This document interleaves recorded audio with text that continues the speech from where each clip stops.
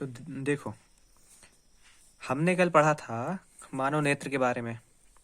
तो उसमें बहुत सारी चीज़ें हमने पढ़ी थी, जिसमें हमने परितारिका, आइरिस, दृढ़पटल, कचापद्रव, कॉर्निया, पुतली, इन सभी चीज़ों के बारे में हमने वो पढ़ा था। तो एक बार उन्हें रिवाइज कर लेते हैं, वो थे क्या।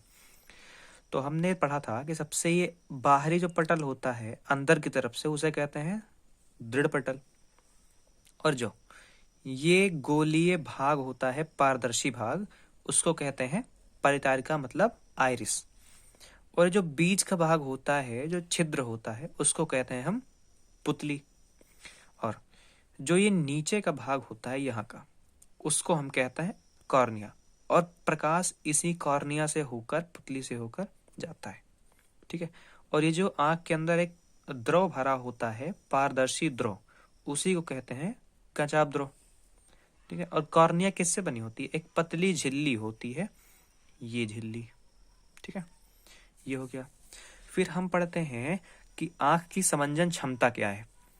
तो लेंस की वह क्षमता जिसके कारण वह अपनी फोकस दूरी को समायोजित कर लेता है, उसकी समंजन क्षमता कहते हैं। मतलब समंजन क्षमता का मतलब हुआ लेंस की फोकस दूरी को कम या ज्यादा कर लेने की जो क्षमता है, उसे ही समंजन क्षमता कहते हैं। अब देखो, मानव नेत्र को, है ना, मानव नेत्र के देखने की जो सीमाएं हैं वो क्या होती हैं। तो मानव नेत्र की जो सबसे कम दूरी की देखने की जो सीमा है, मतलब हम कह सकते हैं मानव नेत्र का जो निकट बिंदु है वो कितना है? 25 सेंटीमीटर। और जो मानव नेत्र का दूर बिंदु है, मतलब हम कहाँ तक देख सकते हैं, वो कहाँ तक है? अनंत तक है। तो हम कह सकते हैं कि मानव नेत्र के देखने की सीमा वो 25 सेंटीमीटर से अनंत तक होती है। तो हम सबसे कम कहाँ तक देख सकते हैं? न्यूनतम 25 सेंटीमीटर तक। 25 सेंटीमीटर से पहले हम साफ नहीं देख सकते, दिखेगा लेकिन धुंधला दिखाई देगा। अधिकतम मतलब ज्यादा से ज्यादा हम कहाँ तक देख सकते हैं? अनंत तक। तभी हमें तारे वगैरह दिखाई देते हैं, और तारे अनंत दूरी पर हैं। अब देखो, हमने दोष के बारे में पढ़ा था। तो 3 तरह के दोष थे: दूर दृष्टि दोष, निकट दृष्टि दोष और जरा दृष्टि दोष। तो दूर दृष्टि दोष के बारे में हमने ये पढ़ा था कि दूर दृष्टि दोष जो है, उसमें दूर की चीजें दिखाई देती हैं लेकिन पास की नहीं दिखाई देती। जैसे दूर की चीजें तो दिखाई देती हैं, परंतु पास रखी चीजें नहीं दिखाई देती। ऐसा क्यों होता है? क्योंकि इसमें नेत्र का व्यास बढ़ जाता है और उसकी फोकस दूरी घट जाती है, जिसकी वजह से हमें ये प्रॉब्लम आती है। तो दूर दृष्टि दोष में दूर की चीजें दिखाई देती हैं, पास की चीजें नहीं दिखाई देती। अच्छा, इसका उपाय कैसे करेंगे? इसको, है ना, सही कैसे करेंगे? तो इसके लिए हमें चश्मा लगाना पड़ता है, जिसमें कौन सा लेंस लगाना पड़ता है? उत्तल लेंस लगाना पड़ता है। इसी को कहते हैं कॉन्वेक्स लेंस। ठीक है। तो दूर दृष्टि दोष में दूर की चीजें दिखाई देती हैं, पास की चीजें नहीं दिखाई देती। और इसको सही करने के लिए इस दोष को चश्मे में उत्तल लेंस का उपयोग किया जाता है। चलो, अब देखते हैं निकट दृष्टि दोष क्या है। तो इसमें इसका उल्टा। इसमें क्या था? दूर की चीजें दिखाई देती हैं। इसमें क्या है? पास की चीजें दिखाई देती हैं लेकिन दूर की नहीं दिखाई देंगी इसमें। ठीक है। इसमें क्या होता है? नेत्र का व्यास कम हो जाता है, जिससे फोकस दूरी बढ़ जाती है। ठीक है। चलो, ये हो गया। अब इसका उपाय और निवारण कैसे करेंगे? इसका उपाय होगा, जब हम चश्मा लगाएंगे, अगर मान लो ये किसी को दोष है, निकट दृष्टि दोष अगर किसी को है, तब उसके चश्मे में लगेगा अवतल लेंस। अवतल लेंस क्या करेगा कि उसके जो फोकस दूरी बढ़ गई है, उस फोकस दूरी को कंट्रोल करेगा और इमेज को रेटिना पर बनाएगा। तो चित्र कहाँ बनता है? रेटिना पर बनेगा। ठीक है। अब हम चलते हैं अगले पेज पर। तो देखिए, तो दूर दृष्टि दोष, निकट दृष्टि दोष हो गया। अब ये है जरा दृष्टि दोष।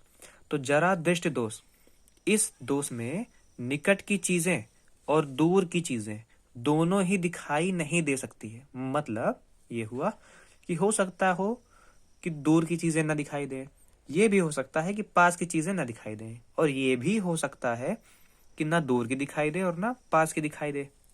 तो जरा दृष्टि दोष हम तब कहेंगे जब ये बूढ़ों में किसी तरह का दोष होता है आंखों में, तब उसे हम जरा दृष्टि दोष कहेंगे। अच्छा, निवारण। निवारण से पहले हम इसका कारण जान लेते हैं, ये क्यों होता है। क्योंकि बढ़ती उम्र के साथ हमारे आंखों की मांसपेशियां कमजोर होने लगती हैं, जिससे वे आंख के लेंस में या आंख के लेंस पर ज्यादा दबाव नहीं डाल सकती, जिसकी वजह से उनकी जो फोकस दूरी है वो कम ज्यादा नहीं हो पाती, जिसकी वजह से ये दोष आता है। तो निवारण और उपाय, इसको ठीक कैसे करेंगे। तो इसको ठीक करने के लिए द्विफोकसी लेंस का इस्तेमाल किया जाता है। वो उत्तल भी हो सकता है और अवतल भी हो सकता है। ठीक है, अब हम चलते हैं नेक्स्ट टॉपिक की तरफ। तो ये है हमारा वर्ण विक्षेपण। तो वर्ण विक्षेपण क्या है। वर्ण का मतलब होता है रंग और विक्षेपण का मतलब होता है अलग अलग बढ़ जाना। तो रंगों का अलग अलग बढ़ जाना वर्ण विक्षेपण हो गया। तो जब श्वेत प्रकाश मतलब जब सफेद प्रकाश प्रिज्म से होकर गुजरता है तो वह 7 अलग अलग रंगों में बंट जाता है, जिसे वर्ण विक्षेपण कहते हैं। तो जब श्वेत प्रकाश मतलब सफेद प्रकाश किसी प्रिज्म से होकर गुजरता है तो वह 7 अलग अलग रंगों में बंट जाता है, जिसे वर्ण विक्षेपण कहते हैं। उनका क्रम जो है वो इस प्रकार है, जिसमें पहला बैगनी, जामुनी, नीला, हरा, पीला, नारंगी और लाल। इसको शॉर्ट फॉर्म में हम कह सकते हैं विब ग्योर। ठीक है, ये क्या है, ऊपर से नीचे की ओर घटते हुए अपवर्तनांक। मतलब सबसे ज्यादा अपवर्तनांक इसका होगा, फिर उससे कम इसका, उससे कम इसका, उससे कम इसका, उससे कम इसका, उससे कम इसका, और सबसे कम अपवर्तनांक लाल रंग का होता है। अच्छा, एक प्रश्न अक्सर हमारी परीक्षा में पूछा जाता है, या बहुत सारी परीक्षाओं में पूछा जाता है कि ट्रेन में या कहीं भी है ना लाल रंग के सिग्नल का ही प्रयोग क्यों किया जाता है। अलर्ट के लिए लाल रंग के सिग्नल का ही प्रयोग क्यों किया जाता है। तो उसमें उत्तर होगा क्योंकि लाल रंग सबसे कम अपवर्तित होता है और ये दूर तक दिखाई देता है, जिसकी वजह से लाल रंग का उपयोग संकेत के लिए किया जाता है। ठीक है, तो अब देखते हैं पूर्ण आंतरिक परावर्तन क्या होता है। तो पूर्ण आंतरिक परावर्तन, तो इसको शॉर्ट फॉर्म में हम लिख सकते हैं, इसको लिख सकते हैं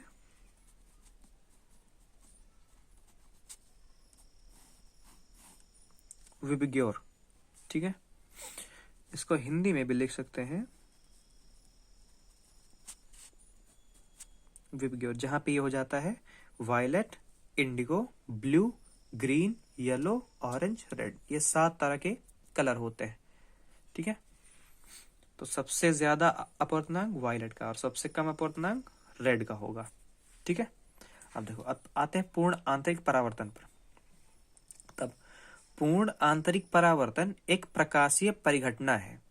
मतलब ये एक प्रकाश की घटना ही है ना, जिसमें प्रकाश की किरण किसी माध्यम के तल से ऐसे कोण से आपतित होती है कि अपवर्तन के बाद उसका परावर्तन उसी माध्यम में हो जाता है जिस माध्यम से वह आया होता है। उसे पूर्ण आंतरिक परावर्तन कहते हैं। इनका कहने का मतलब हुआ, कोई एक माध्यम है ना, 2 माध्यम मान लेते हैं, पहला विरल माध्यम और दूसरा सघन माध्यम। ठीक है, तो जो ये वाला माध्यम है, मान लेते हैं ये हवा है और ये पानी है। तो हवा क्या है, विरल माध्यम है, पानी सघन माध्यम है। अपवर्तनांक इसका n1 है, इसका n2। n क्या है, अपवर्तनांक है, तो दोनों का अपवर्तनांक अलग अलग होगा। हवा का अपवर्तनांक अलग और इसका अपवर्तनांक अलग।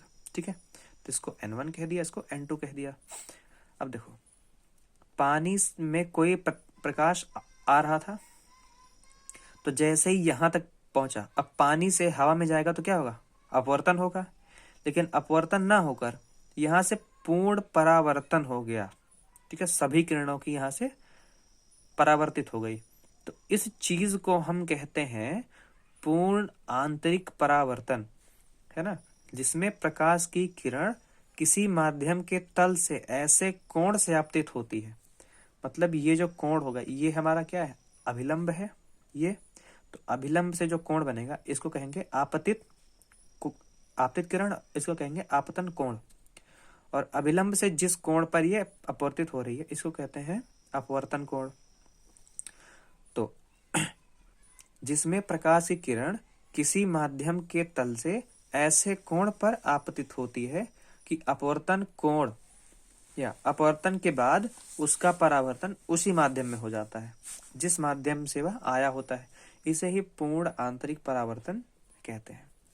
ठीक है, तो चलो चलते हैं अगले पेज पर। चलो अब देखो, ये एक बहुत ही इंपॉर्टेंट क्वेश्चन है। ये परीक्षाओं में 1 या 2 नंबर का पूछा जाता है। क्रांतिक कोण क्या होता है? क्रांतिक कोण को सी से भी डिनोट करते हैं। ठीक है, सी से। तो क्रांतिक कोण वह आपतन कोण जिसका अपवर्तन कोण का मान 90 या उससे अधिक हो, क्रांतिक कोण कहलाता है। मतलब ये देखो, अब ये मान लो हमारे पास ये कोई एक तल है ना, और यहां से एक हम अभिलंब खींच देते हैं, ऐसा है, ये हो गया। तो कह रहा है वह आपतन कोण जिसका अपवर्तन कोण का मान 90 डिग्री या उससे अधिक हो। तो मान लो ये किरण आ रही है, आपतित किरण है, इसको हम कहेंगे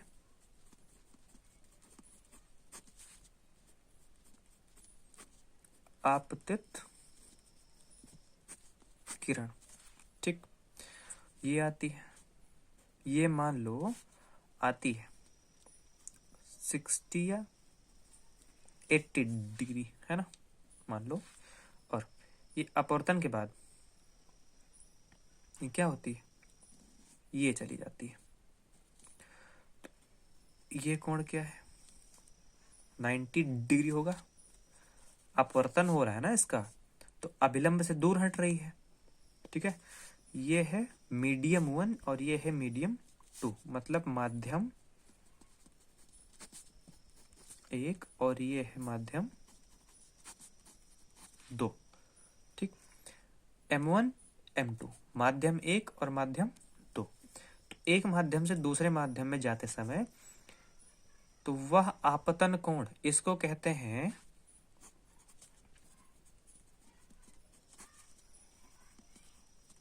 आपतन कोण, और इसको कहते हैं अपवर्तन कोण।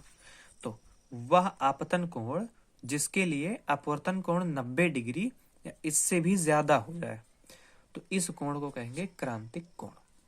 ठीक है, और क्रांतिक कोण ये बहुत ही इंपॉर्टेंट टॉपिक है, इसको ध्यान रखिएगा। ये परीक्षा में अक्सर 1 या 2 नंबर का पूछा जाता है, चाहे जो हो जाए ये पूछा ही जाएगा। 90% चांसेस है कि ये क्वेश्चन पूछा जाएगा। और समंजन क्षमता से रिलेटेड भी क्वेश्चन पूछे जाएंगे। अच्छा, एक बात और, हम लेंस के बारे में पढ़ ही रहे हैं तो थोड़ी चीजें रिपीट भी कर लेते हैं। जैसे हमने पिछली कक्षाओं में पढ़ा था, सॉरी पिछली क्लासेस में हमने पढ़ा था, है ना, दर्पण के बारे में। अच्छा, तो यहाँ पे दर्पण सूत्र की हम थोड़ी सी चर्चा करेंगे। तो दर्पण सूत्र क्या था, 1/f equal to 1/v plus 1/u। ठीक, अच्छा, लेंस सूत्र के बारे में हमने वो क्या पढ़ा था, 1/f equal to 1/v minus 1/u, ये पढ़ा था हमने। दर्पण सूत्र में यहाँ पे प्लस होता है और लेंस में यहाँ पे माइनस होता है। चलो, और हमने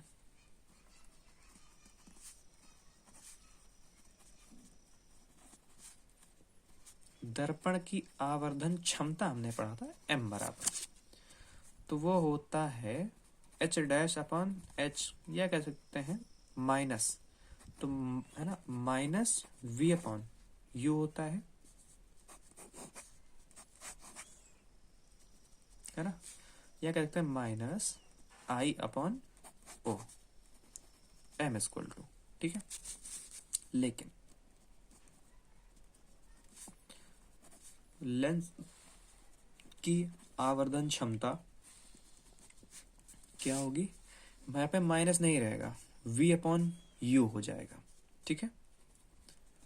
m equal to V upon U, या लिख सकते हैं m equal to h dash upon h, या लिख सकते हैं m equal to i upon o, ये हो गया। जहां पे h डैश क्या है,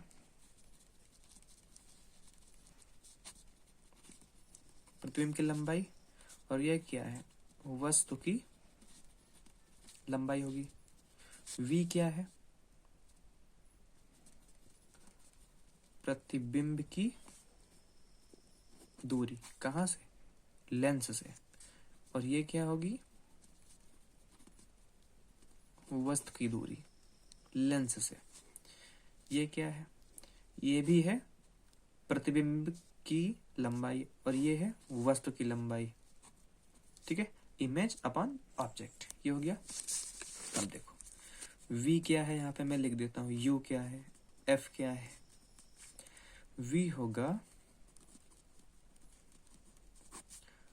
प्रतिबिंब की दूरी, और ये है वस्तु की दूरी, और ये है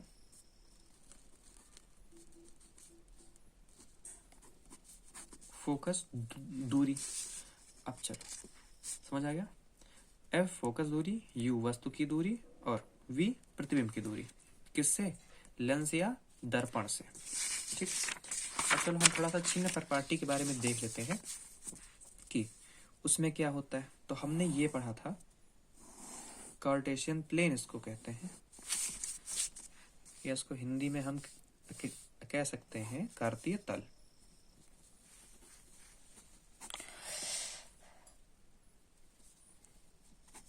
ठीक है, कार्तीय तल।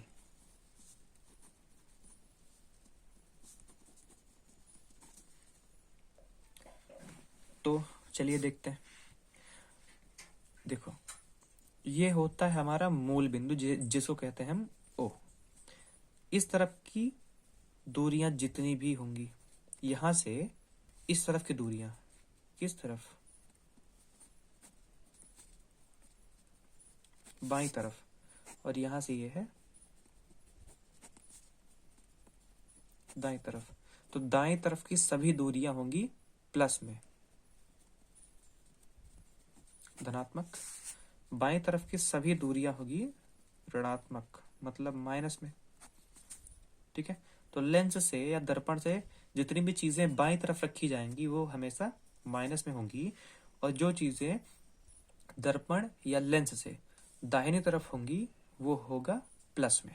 अब देखो जो हम हाइट लेते हैं इमेज की और ऑब्जेक्ट की, मतलब प्रतिबिंब की और वस्तु की, उसको हम प्लस लेंगे या माइनस लेंगे।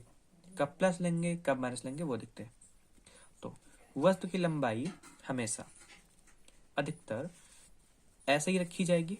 मान लो लेंस है तो नीचे से ऊपर की ओर ही तो लंबाई नापते हैं ना उसकी।